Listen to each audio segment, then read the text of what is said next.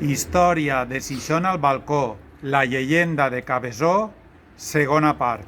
En el capítol anterior havíem parlat de Francisco de Paula Mellado, impressor i escritor madrileny que havia visitat Xixona i Busot cap a 1846 i ens havia comentat una llegenda sobre el nom de Cabeçó de l'Hort. En ella el protagonista era un malèfic moro de Dénia anomenat Cabezón de Oro. Però hi ha altres llegendes, per exemple, Ximo González Caturla en el seu llibre Rondalles de l'Alacantí els conta una altra versió que diu el següent.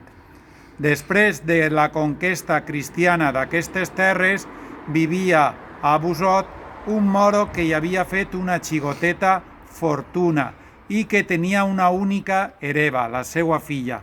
Però després de sollevar-se tots els moros de la contornada, l'odi i el recel cristià cap a la comunitat musulmana havia crescut. Per això el nostre protagonista va acordar soterrar el seu tesor a Cabeçó, amb la intenció de que la seva filla tinguera el seu futur assegurat.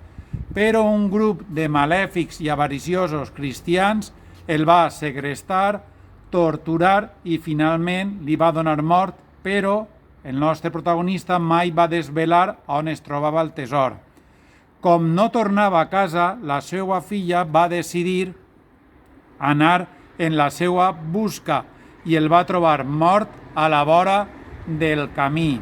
I també, desafortunadament, va trobar els seus assassins, qui li van preguntar on estava el tesor, però ella finalment va aconseguir fugir i va fugir cap a les coves de Canalobres perquè coneixia un passadís secret que podia anar cap al Campello.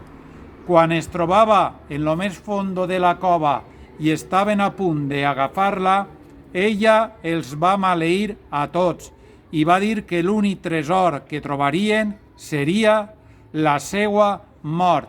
Però com va retumbar el soroll, aquests cristians van tindre moltíssima por i se'n van tornar cap a les seues cases sense res. I això és tot. Si vols saber-ne més, busca en Facebook la pàgina Cronista Xixona.